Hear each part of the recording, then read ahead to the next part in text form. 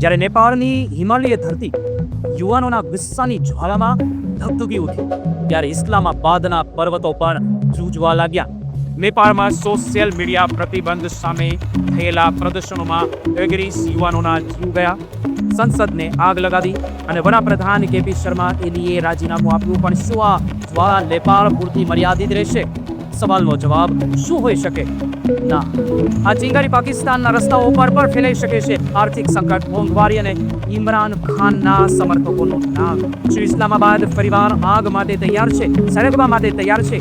જાણીશું આગળ. નમસ્કાર, હું આપની સાથે ચેતન. આજે આપણે એવી વાત કરવી છે જે હિમાલયની વાદળોમાંથી ઉગી અને પાકિસ્તાનના મેદાનો સુધી પહોંચી શકે છે. નેપાળમાં જનરેશન ઝેડના યુવાનોનો ગુસ્સો જ્વાળામુખી જેમ ફાટી નીકળ્યો છે, જેણે સરકારના મહેલોને ધૂળમાં ફેરવી દીધા, સોશિયલ મીડિયા પર પ્રતિબંધ લગાવ્યો અને યુવા હૃદયોના રસ્તા પર ઉતર્યા. શરૂઆતમાં શાંતિપૂર્ણ પ્રદર્શનો હતા, પછી પોલીસની ગોળી ગડબડી. 19 નિર્દોષનો જીવ લોહીની ધરતીથી લાલ થઈ ગયો અને અંતે સંસદની દિવાલો આગની લપેટોમાં લીન થઈ ગઈ. વડાપ્રધાન કેપી શર્મા ઓલીએ રાજીનામું આપ્યું, પણ આ ફક્ત શરૂઆત છે. આ આગમાં કરપ્શન, બેરોજગારી અને સરકારની ઉદાસીનતાનું બળતણ ઓલવાઈ રહ્યું છે, જે હવે આર્મીના જવાનોને કર્ફ્યુ લાગુ કરવામાં મજબૂર કરી રહ્યું છે. પણ મિત્રો, શું આ બળવો નેપાળની સીમાઓમાં કેદ રહેશે? જવાબ તમારી સામે છે.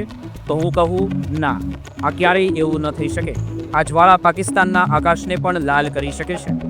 જુઓ, પાકિસ્તાનમાં આજે આર્થિક તોફાન ચાલી રહ્યું છે. પૂર અને કુદરતી આફતોએ 60% જેટલો પાકનું નુકસાન કર્યું છે, જેમાં 60% જેટલા ચોખાનું ઉત્પાદન આવે છે, 30% જેટલી શેરડી અને 35% કપાસનું નુકસાન થયું છે.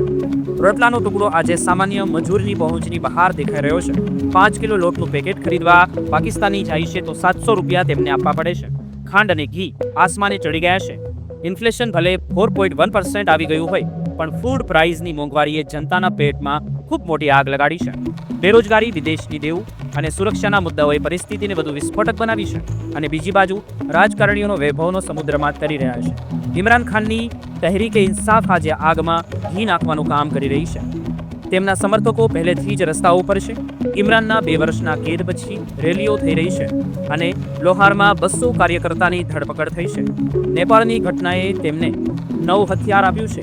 ઇમરાનનો એક નાનો સંકેત અને ઇસ્લામાબાદના રસ્તાઓ ફરી ધગધગી ઉઠશે. પણ અહીં એક મોટું ટ્વિસ્ટ પણ છે. શું આ આગ ફક્ત સરકાર સુધી પહોંચશે કે નહીં? તેનો જવાબ આપણે આપીએ તો ના. આ બળવો પાકિસ્તાનના આર્મી ચીફ અસીમ મુનીરના દરવાજે પણ ધડાકો કરશે. બલુચિસ્તાનના સેનાનીતિઓએ ગુસ્સો ભડકાવ્યો છે અને ક્વેટામાં આત્મઘાતી હુમલાઓએ સાબિત કર્યું કે સેનાએ આતંકવાદને પોષણ આપ્યું હતું અને હવે તે પ્રાપ્ત એક નવું યુદ્ધ ક્ષેત્ર બની ગયું છે. હવે પ્રશ્ન તો એ ઊભો થાય છે કે શું આગળ થશે? શું પાકિસ્તાનની જનતા ચૂપ રહેશે? ના મિત્રો, યુવાનોના હૃદયમાં બળતી આ ચિંગારી રસ્તાઓ પર ઉતરશે અને જો નેપાળની જનતાએ સરકારને ઘૂંટણે ટેકાવી તો પાકિસ્તાનના નવા યુવાનો કેમ નહીં? ઇમરાન ખાનના સમર્થકો આજે સેના સામે આક્રમક છે. એક નાની ચિંગારી અને આખું શહેર ધ્રુજી ઉઠશે. પાકિસ્તાન બેવડા સંકટમાં છે. એક તરફ કુદરતનું કહેર છે, જેમ કે પૂરથી પાકિસ્તાનમાં વિનાશ થયો છે. બીજી તરફ મોંઘવારીએ માર, જેમ કે રોટલાનો ટુકડો પણ હવે સપનું બની ગયું છે. આવા વાતાવરણમાં નેપાળની પરિસ્થિતિ પાકિસ્તાનના યુવાનોને એક સંદેશ આપે છે. જો એક થશો તો સરકાર ઝૂકશે, પણ શું અસીમ મુનીર આ આગને રોકી શકશે? શું ઇસ્લામાબાદ ફરીવાર એકવાર સળગી ઉઠશે?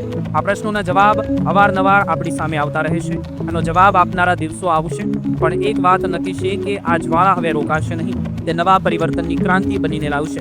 આજે આપણે સમજીએ કે યુવાનોની તાકાત કેટલી અમર છે. નેપાળમાં જૈનજીએ સાબિત કર્યું કે સોશિયલ મીડિયા ફક્ત મનોરંજન નથી, તેનું પરિવર્તન હથિયાર છે.